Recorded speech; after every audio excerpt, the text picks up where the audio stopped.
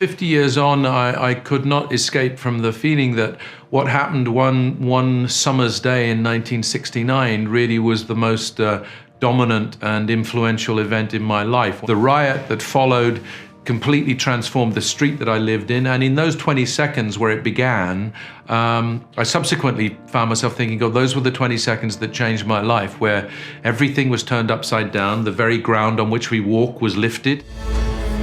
Was that our side that done all that? There is no our side and their side in our street. Well, there didn't used to be anyway. We're living in a civil war. This is the time to make a new start. My ma says if we went across the water, they wouldn't understand the way we talk. Shouldn't be a problem. I've been married to your granny for 50 years. I've never understood a word you said. What do you want? I want you and my granny to come too. Belfast sort of chronicles a relatively short period of time, about a 6-month period of time in 1969 in Belfast in the north of Ireland, and it follows one family as they are sort of thrust into this, the beginnings of what would end up being a 30-year civil war, and dealing with everything that comes with that, and what a normal, regular family who didn't ask for it would have to deal with, and make decisions as to get the family out in the best and safest way possible.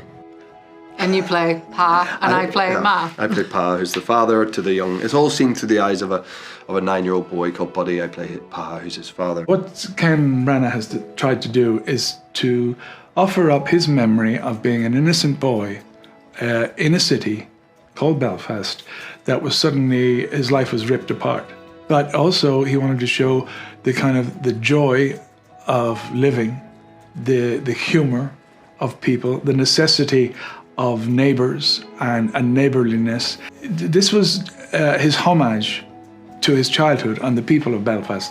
And to be asked to be involved in that was not just an honour for me, but truly a thrill. It's so personal to Ken, obviously. It's an interpretation that's very close to the reality of his life story. And being from Belfast, it's very meaningful that we tell this story well, and that we show that place and those people in a respectful light, you know, and give people a different understanding of what they've maybe seen from that part of the world with previous movies that all have their place, but I don't think it's been seen like this before. So for me personally, to play someone from Belfast and, you know, a sort of a good man trying to do the right thing, it's so far a one-off for me, and something I really cherished. I think when you film something about your home, and even though everyone else likes to remind me that I'm not from Belfast, I'm really not from that far away, and these people just felt so familiar to me. And I think when you film something like that, it resonates somewhere definitely with you in a deeper place. And, you know, Ma and Granny and, you know, all of these people, they just reminded me of people in my own family or people I know, people I've grown up with, and, you know, they're the best of people. They're the people from Northern Ireland are wickedly funny, some of them. They're strong and they're resilient, and it was just really great to be able to sort of show them to the world. They understood Irishness, they understood the humour that the Belfast people have, they understood the ferocity of Irish women and the way in which they run things, thank God. I think, you know, they understood the sort of lust for life that is at the centre of the movie, and the preciousness of the experience that we had making it. And Jamie and Caitriona, aside from them being brilliant actors, they're incredibly glamorous, and that's how the 9-year-old me saw my parents. And Ciarán Hinds and Judi Dench have a touch of the poet, you know, they're unafraid of being poetic and naughty and giggly.